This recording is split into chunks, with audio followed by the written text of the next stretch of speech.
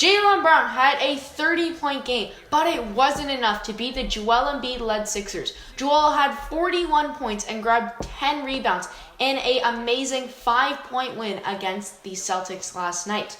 Welcome to the NBA Game Recap. Thanks for stopping by. I'm your host, Evan, and if you are new to this channel, we do this every single day for the rest of the NBA season. So if you want to stay intact with all the NBA games and news, like and subscribe. So, we're going to be breaking down the 76ers and Celtics game, like I mentioned before. The shorthanded medieval battle between the Warriors and the Kings, and the amazing triple-double by Devontae Murray.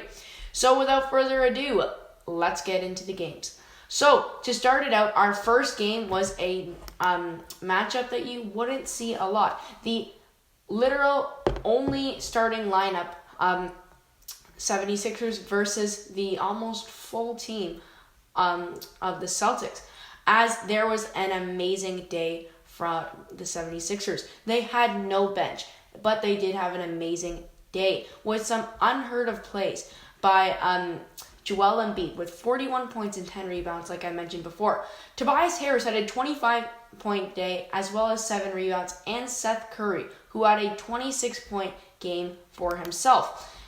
The Celtics were not having a bad day either. Like I mentioned in the intro, Jaylen Brown scored 30 points as he really helped himself out yesterday with a big day for himself as well as a 17-point game from Jason Tatum. They really put together a good one, but couldn't get by the rolling 76ers. Joel Embiid was hitting everything, going inside, getting easy buckets, getting the ones that were hard to get at the rim, and helping out with 10 rebounds, getting 5 assists, and shooting 12 for 14 from free throw, 14 for 27 from the field, only shooting 1 for 5 from 3, had 5 turnovers, but as a team, they got the win. Seth Curry started it out with some big-time points, getting inside and getting the easy layups. And now, going coast to coast, Marcus Smart going in for the dunk as the Celtics crowd went wild. Jaylen Brown Marcus Smart for himself had a pretty good day with 15 for himself. Danny Green was playing in this one as he just could watch Joel Embiid get a double team on him and still get a fadeaway easy basket at the mid-range as Marcus Smart throws a football pass as Joel Embiid makes a football catch as he catches that to end the game as the 76ers won 108-103 against the Celtics, as the Sixers move to 16-15 on the year as the Celtics go down 15-16 for themselves. The Celtics have not been terrible this year, but they have not been good. By all means, has Jason Tatum not been a good player for a while. The Celtics right now are sitting in 9th for the Eastern Conference, so they are still in playoff contention, but it's not like they're up there. It's not like they are top of the top, as they will be literally fighting with the Raptors for a playoff spot. On the other hand, though, we have the Sixers, who are now 6th in the East and are 2 games behind the Miami Heat for 5th, as they actually have a good shot of being in the playoffs. I feel like this year, it could be their year, but we say that every year, and look what happens. They also don't have Ben Simmons. They still have some time to trade him, though, but we'll see what happens then. So, after the Grizzlies gave OKC a beating in their last game, the Thunder wanted revenge, and they got it. And a 3-point game differential, as the Thunder had a phenomenal day from Shai Gilgeous-Alexander. Shai had a 23-point day with 5 rebounds, 4 assists, and 3 steals for himself, as Josh Giddey also helped out with a 19, 5, and 11 day for himself, as they got some help from their bench, but not enough to have a blowout game. There was an amazing day by Ja Morant, as he had a 16-point day, but an even better day by DeAndre Bain with 25, 7, and 2, as well as a phenomenal day by Dylan Brooks with 19, 2, and 2. But a surprising day from Steven Adams. 14 rebounds, 3 points, 3 assists, but 14 rebounds. You can't discredit the guy because he had 14 rebounds. As he went 1 for 1 from the field and 1 for 1 from the free throw line. Ja Morant did have 4 turnovers though, which was a bit of a problem. Ja still settling into his role on the Thunder as he recently came back from his injury, like we all know. And the Grizzlies actually were really good while he was gone. He's still, like I said, getting used to it because he's in a team which had a really structured, really flowing team. He came into it still good, but we'll see what happens. Ja Morant, like I said, good player, but still in a team that needs some work. Now, last time the Grizzlies saw the Thunder, it was a day without Shai Gilgeous-Alexander and Josh Giddey, who were their points providers today. And that was the big one that they didn't have last game, as Ja Morant does make an amazing pass, though, finding the open guy all the way down the court for a pass, as Ja goes under the rim for a under-the-rim dunk. 2 of his 16 points there, as he had a good day, but it wasn't good enough, as a turnaround 3 from Luke Dort, as he can get off the court in a 1-point deficit for the Thunder. Ja Morant tries to go up and in, but gets rejected by the rookie Josh Giddey. As Giddey, that is another one of his blocks, and he goes coast to coast on an amazing pass by Shai Gilgeous-Alexander to lay it up and in. Giddey had 3 blocks on the day for himself in a 102-99 game for the Thunder, as the Thunder go to 10-19, as the Grizzlies go down 19-3. Now, you cannot discredit the Grizzlies. They have had a season to start it out that we couldn't expect, but you can't call them phenomenal, right? They've had a really easy schedule, 19-13 on the year. Did lose to the Thunder today, which is sort of surprising. You don't see that a lot. As the Grizzlies did have less turnovers, but didn't shoot well from the fields, 38.6% to the Thunder, 46.9%. As they shot well from the 3-point, they shot well from the free throw line and rebounded better. I really don't know what went wrong. It was a bit of a problem having Ja Morant there, I guess. He didn't have as many minutes, Ja, and a lot of minutes went to the guys who didn't perform well. Their whole bench only scored 16 points. They didn't really help out. I personally think that's the reason why they lost. Their starting 5 played amazing. It's their bench that really couldn't help out today. A lot of their players were inactive, as I don't know what went wrong. They're not the worst team there, but their bench just didn't provide. Now, on to our next game. We have a bit of a blowout between the Bulls and the Rockets, as an absolute amazing day by the Bulls happened. A Levine-less Bulls had a combined 50 points between DeMar DeRozan and Kobe White last night, as they both put on a show. We all liked it, and it was an amazing day altogether. Nikola Vucevic had an 18-6 day. Lonzo Ball going 19, 5, 8, and 5. Had 5 steals and only had 2 turnovers. They had a really low turnover game. Kobe White with 2, Lonzo Ball with 2 from Tim Cook, and that was it. Amazing day altogether. 16 from Andrew McKinney off the bench, as well as a 26 day by DeMar DeRozan, like I mentioned before, and a 11-point day from Tim Cook.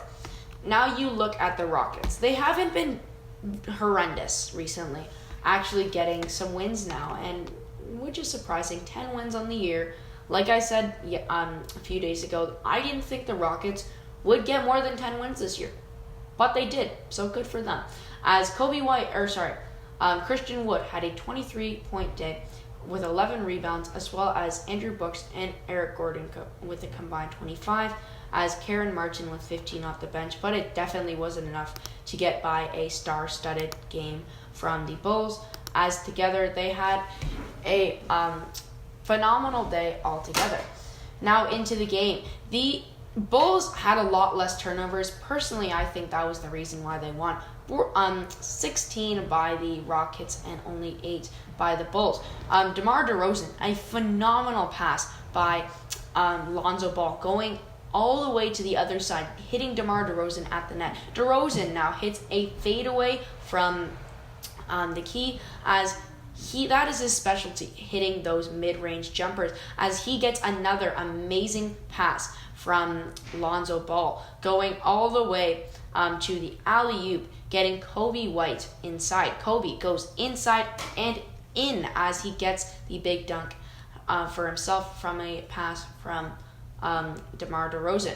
Another amazing pass from Lonzo Ball, getting the guy inside as the Bulls win 133-118 against the Rockets, as they put a halt on their winning time, as the Bulls go to 19-10 and the Rockets go to 10-21.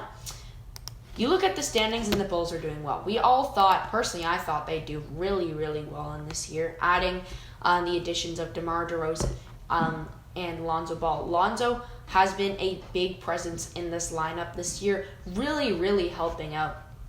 And I think it's a big deal that he's here. I think it's big that he's contributing a lot to the team.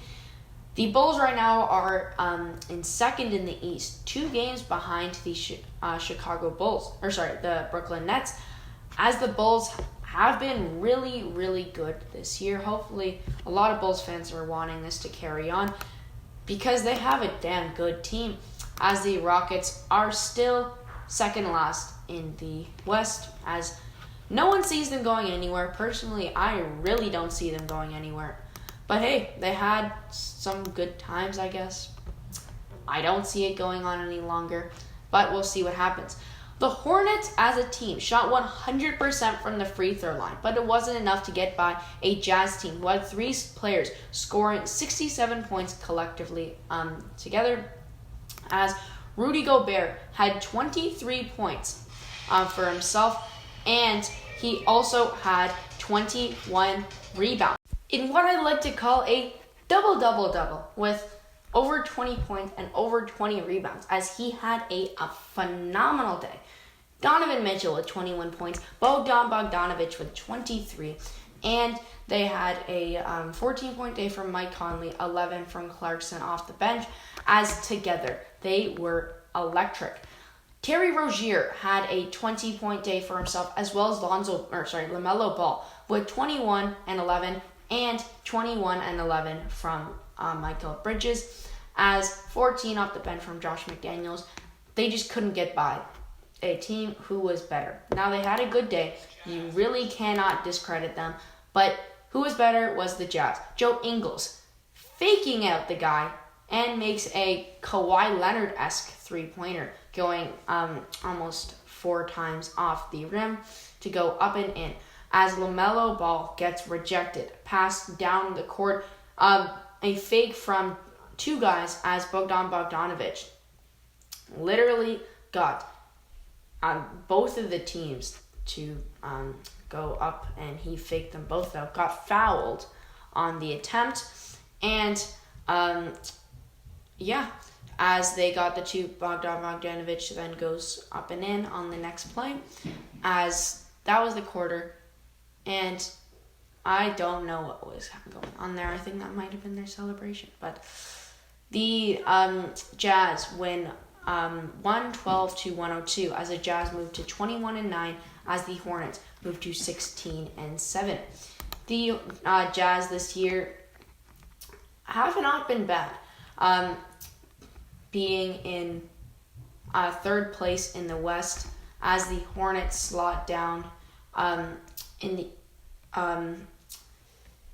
Hornets slot down to 8th in the East, as they are 1 game behind the Washington Wizards for the place up. as they don't have a bad day. They shot 100% from three throw, really good. They had less turnovers, really good. The other thing was the Jazz had more rebounds. The Jazz had more points. The Jazz had Rudy Gobert. The Hornets did not. And that's all I really have to say, because Gobert had an amazing day. It really shows why this guy has led in rebounds for the last year. He has been phenomenal. You can't discredit the guy because he was amazing. And yeah, Devontae Murray had his fifth triple-double of the year, as he adds another one today. 24 points, 12 rebounds, and 13 assists, as he got a lot of insurance from his starting five, who all of them scored over 15 points, as Doug McDermott was 16, Jakob Poeltl with 17, and 12 from Cameron Jackson, and rebounds, 11 in rebounds from Jakob Poeltl, 15 from DeAndre White, and 12 from Cameron Johnson. Amazing day altogether for that starting five, as they got almost no help from the bench, but they were still there. They scored over 20 from the bench, so you can't discredit them. But you need to give it to the starting five from the Spurs, as they dismantled the Clippers. 25 from Paul George, and that was about it. They got almost no help from the rest of their team, as DeJounte Murray, my bad, was on fire. The Clippers did not know how to contain him, as there was a 12-12 day from Isaiah Zubac. Their bench, no one scored over 10 points. In their starting five, they only had two guys scoring over 11 points. They had a ton of turnovers as a team. They did not have many rebounds, and that contributed to the loss. Now, you look at the score sheet, and you'll see the big rebound difference.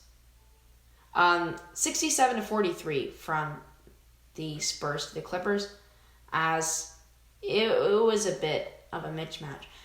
The Spurs were wearing their City Edition jerseys as they put on a show, as the Spurs won 116-92, as the Spurs go to 12-18, and the Clippers go to 16-15 for themselves.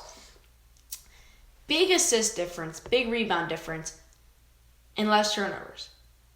That's all I have to say. These Spurs led in everything but free throw percentage, as it was 67-43 in rebounds, 37-18 in assists, as it was a complete mismatch for the Clippers, as the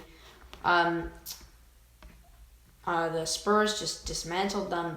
They didn't know what to do. I personally didn't know what to say about this, because there was an amazing rebounding day from the Spurs, an amazing day from DeJounte Murray, as the Spurs are now 12th in the West, as they are 2 games behind the Portland Trail Blazers for 10th place, as they had a pretty good day collectively. Now we're just going to fast cap this next one. It's the Golden State Warriors and the Sacramento Kings. The Warriors won 113-98, as the Warriors are still sitting in second in the West. Tied for first now, as they are tied with the Phoenix Suns. I actually didn't know that. But the Warriors are now 25-6, as the Sacramento Kings are 13-19. A good day from the Kings, though, as Harrison Barnes had a 19-point day, 24 from Halliburton, and 11 rebounds. Halliburton's been actually pretty good. A lot of people said he was going to be a bust from the draft, but he's been proving himself step by step. Buddy Hield had 18, and Cesar Mathieu had 16, but the big thing was they did not have De'Aaron Fox, they did not have Terrence Davis, or Marvin Bagley. That led to a loss, as they only had 7 points from the bench. So that really says it all, as the Warriors with Stephen Curry had an amazing day. Obviously, Curry with a 30-point game. It happens every day. A triple-double from Draymond Green, 16, 11, and 10, as 18 from DeAndre Lee. They did not have, for the Warriors, Klay Thompson, obviously, Andrew Wiggins, Jordan Poole still, which was big, James Wiseman, and yeah. The Warriors had a good day. they didn't have a lot of players, but the Kings didn't have their best one, and that was the deal breaker. That will do it for the NBA recap today. The big things from the night were the phenomenal day by the 76ers. Really short-handed and really showed up. The Grizzlies, I don't know what went wrong there. I think it might be John Morant, the problem, but I feel like it's Shai Gilgeous-Alexander being back for the Thunder. Amazing day by the Bulls collectively. A amazing day by Gobert. And a amazing day by Devontae Murray. As I think that will do it for our NBA recap today. If you like this, like, subscribe, and yeah. Alright, thanks for watching. See you guys tomorrow. Bye.